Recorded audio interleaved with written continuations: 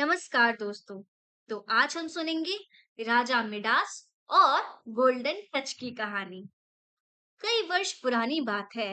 एक खूबसूरत से शहर में मिडास नाम का राजा अपनी पत्नी और बेटी के साथ रहा करता था। राजा मिडास बहुत लालची था और उसके पास बहुत सारा सोना था। उसे अपने सोने से बहुत प्रेम था। उसे सोना इतना पसंद था कि अपनी बेटी का नाम भी उसने सोन परी रखा था। अपने जीवन में राजा को सिर्फ दो ही चीजें सबसे प्रिय थी, एक सोना और दूसरा सोनपरी। वह अपना सारा सोना एक तहखाने में रखता था और हर रोज उसे गिनता था।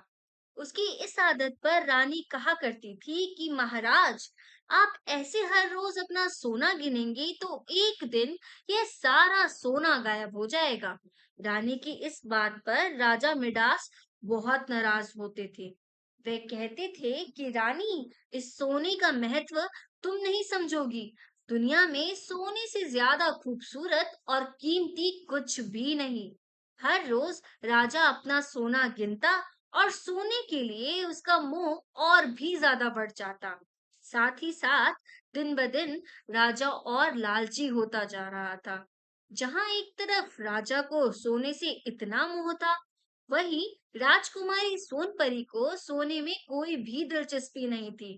दिन भर वह महल के बागीचे में खेला करती थी। उसे प्रकृति से बहुत प्रेम था। सोनपरी राजा से कहा करती थी, पिताजी, देखिए इस फूल को, ये कितना सुंदर है।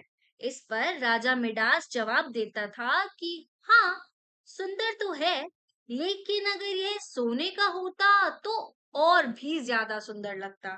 सोने के लिए राजा मिडास की लालच इतनी बढ़ती जा रही थी कि वह दुनिया का सबसे अमीर व्यक्ति बनना चाहता था। और धीरे धीरे उसकी ये चाहत कब पागलपन में बदल गई, किसी को भी पता नहीं चला। और एक दिन राजा ने सबसे अमीर बनने के लिए भगवान से प्रार्थना करने के बारे में सोचा।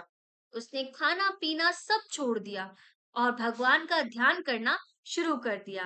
कई दिन बीत गए, लेकिन राजा मिडास ने अपना ध्यान भंग नहीं होने दिया।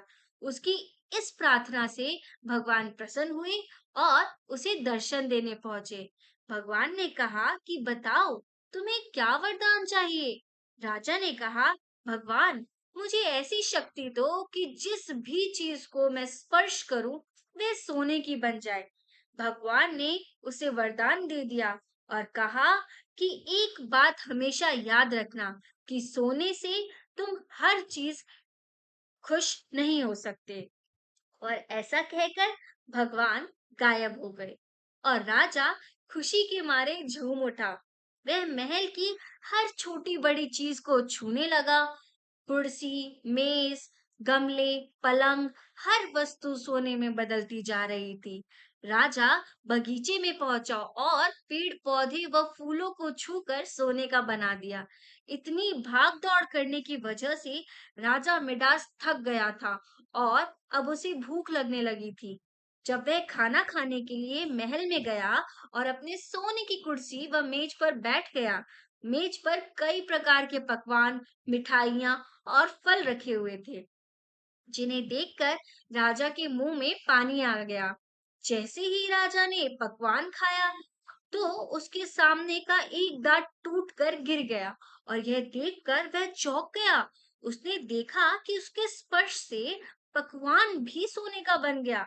जैसे ही उसने फल को छुआ, फल भी सोने का बन गया। उसके छूने से मिठाइयाँ, नमकीन, यहाँ तक कि पानी भी सोने में बदल गया। यह सब देखकर राजा निराश हो गया और कहने लगा, हे भगवान, अब मैं क्या खाऊं। अपने पिता की आवाज सुनकर सोनपरी दौड़ती हुई आई। उसने देखा कि उसके पिता बहुत परेशान हैं। पिता की यह परेशानी उससे देखी न गई और उन्हें संतावना देने के लिए उसने राजा को गले से लगाना चाहा।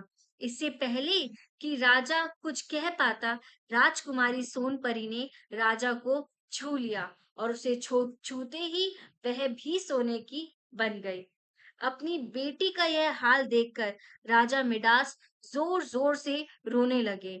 इस सब के बाद राजा ने भगवान से फिर प्रार्थना की।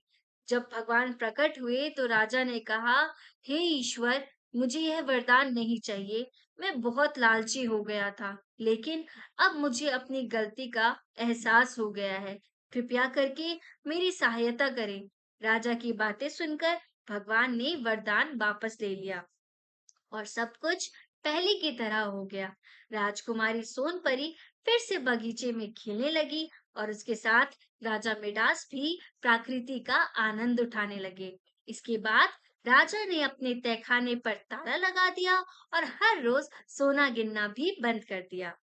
इस कहानी से यह सीख मिलती है कि कभी लालच नहीं करना चाहिए, क्योंकि लालच बुरी बला है और उसका फल हमेशा ही बुरा होता है।